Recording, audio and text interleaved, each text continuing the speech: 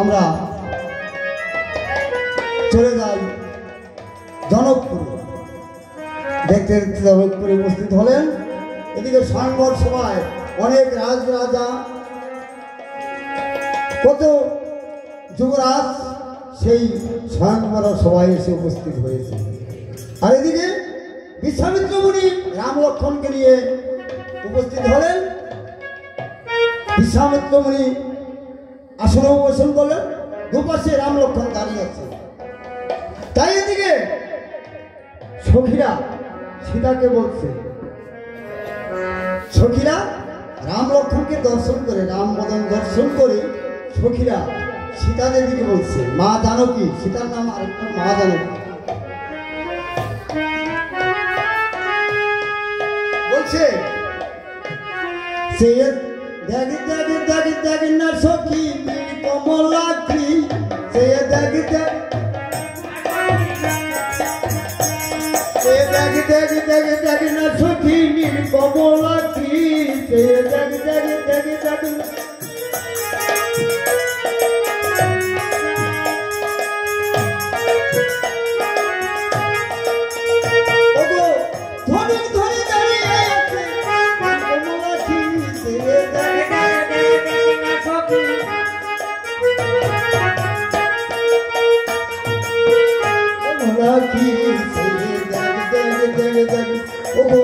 ধনুক ধরে দাঁড়িয়ে আছে রাম কমলাক্ষী,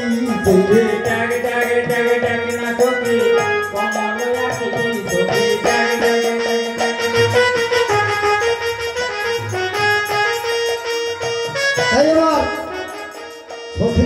সখীরা সীতাকে বলছে,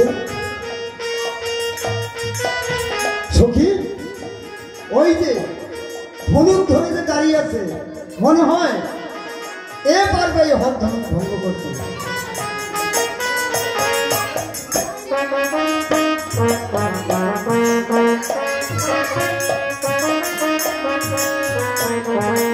সখী কমলাক্ষী, কমলাক্ষী ও ধনুক ধরে দাঁড়িয়ে আছে রাম কমলাক্ষী,